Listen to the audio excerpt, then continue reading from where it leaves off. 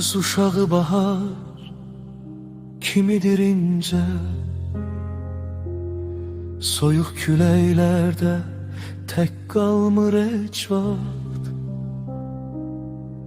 Ata evində sevgiyle böyüyər, hörmətlə qayğıyla öyrənər həyatı yavaş yavaş. Qardaş lazım olar dar küçələrdə, çünkü dünya bəzən sərt danışar qadınlar.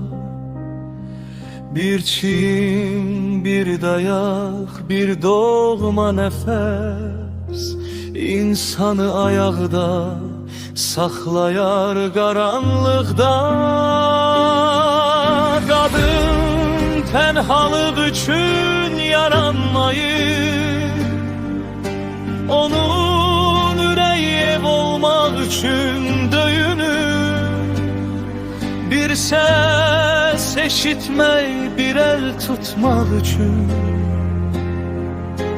İnsan doğmadan doğmaya sığınır. Sonra bir gün gelin köçer uzağa, yeni evler, yeni ümidler böyüyer. Ama kalbinin derin bir yerinde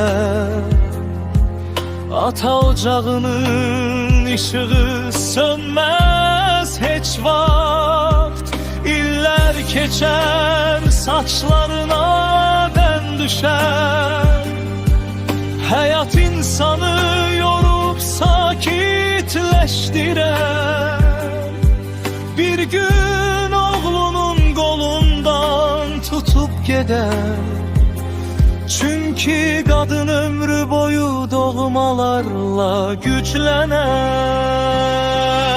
Hayat sert olsa da bəzi insanlara, kadın en çok sevgide nefes alar.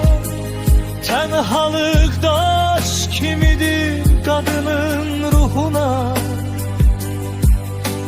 İsti bir aile ise yüreğine bahar.